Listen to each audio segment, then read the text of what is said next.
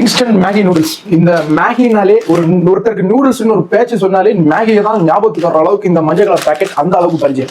ஆனா 2015ஆம் ஆண்டு லெட் அனுமதிக்கப்பட்ட அளவை விட அதிகமா இருக்கிறதாகவும் மோனோசோடியம் குளூமேட் என்ற ஒரு அடிக்டிவ் ஒரு சுவையூட்டி இதுல மென்ஷன் பண்ணப்படலைன்றதும் லேப் டெஸ்ட்ல தெரிய வந்ததுனால சோ இந்திய அரசாங்கம் இந்த மேகியை தடை பண்ணாங்க.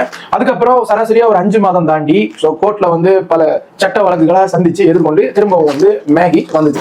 அந்த போராட்டத்தோட விளைவு என்னமோ அதுல அவங்க மென்ஷன் பண்ணிருக்காங்க, we work with farmer to source of spices.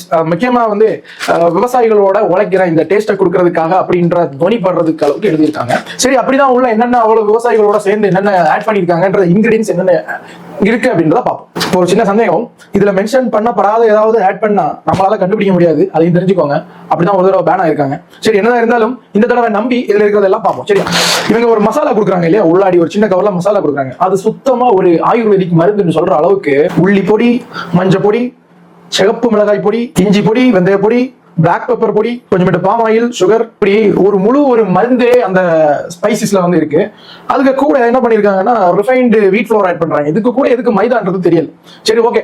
இப்போ மேகில என்ன இருக்குன்றத பார்ப்போம். பொதுவா ஒரு நல்லா இருக்கிற பொருளை நாசமாக்கணும்னா ரிஃபைண்ட் ஒரு ப்ராசஸ் பண்ணுவாங்க. அது எண்ணெயா இருந்தாலும் சரி, பவுடரா இருந்தாலும் சரி, இல்ல நம்ம சாப்பிடுற பல விஷயங்களை ரிஃபைன் பண்ணி தான் நாசமாக்குறாங்க. நல்லா இருக்கிற கோதம்பை ரிஃபைண்ட் என்ற ப்ராசஸ் குள்ளாடி கொண்டு போய் அதுல இருக்கிற ஊட்டச்சத்துக்களை எல்லாம் ரிமூவ் பண்ணி அந்த மைதாவை வச்சுதான் முழு நூடுல்ஸையும் பண்றாங்க.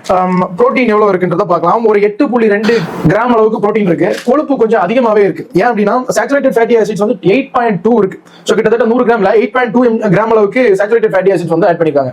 சோ அது வந்து கொலஸ்ட்ரால், ஹார்ட் அட்டாக் பிரச்சனை எல்லாம் இருக்கிறவங்களுக்கு நல்லது கிடையாது, இன்னும் ஏத்தும்.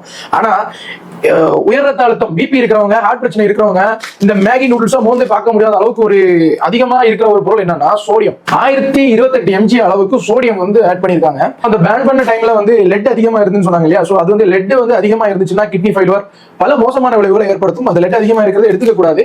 அதே நேரம் மோனோசோடியம் குளூமேட்டும் ஒரு மினிமமான அளவில் எடுத்துக்கலாம். ஆனா அதுல மென்ஷனே பண்ணாத அளவுக்கு அவங்க ஆட் பண்ணியிருந்தா வந்து அந்த டைம் வந்து ஒரு அலிகேஷன் வந்து அவங்க மேல. சோ அது வந்து ஒரு சுவை ஊட்டி, சோ நல்ல டேஸ்ட், எம்மி டேஸ்ட் கொடுக்கும். அந்த ஆட்ல சொல்லுவாங்க எம்மி, அந்த ஒரு டேஸ்ட் கொடுக்குறது, ஒரு ஃபுல்ஃபில்டு, ஒரு இன்னும் வேணும், ஒரு கிரேவிங்ஸ் எல்லாம் கொடுக்குறது அந்த மோனோசோடியம் குளூமேட். அது கொஞ்சம் அதிகமா சேர்த்தோம்னா நம்ம ஒரு அப்படியே ஒரு அடிக்ஷன் ஆயிரும். திரும்ப அது வேணும்ன்ற அந்த கிரேவிங்ஸ் நமக்கு வந்து உருவாயிரும். சோ அது ரொம்ப டேஞ்சர். ஆனா இப்போ வரைக்கும் அந்த மோனோசோடியம் குளூமேட் இதுல வந்து அவங்க மென்ஷன் பண்ணல.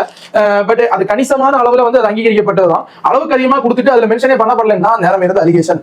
பட் இப்போ அவங்க விவசாயிகளோட சேர்ந்து வேலை செய்யறதுனால இதுல இருக்கிற பொருள் எல்லாம் தரமா இருக்குன்றத அவங்க மென்ஷன் பண்ணிருக்காங்க.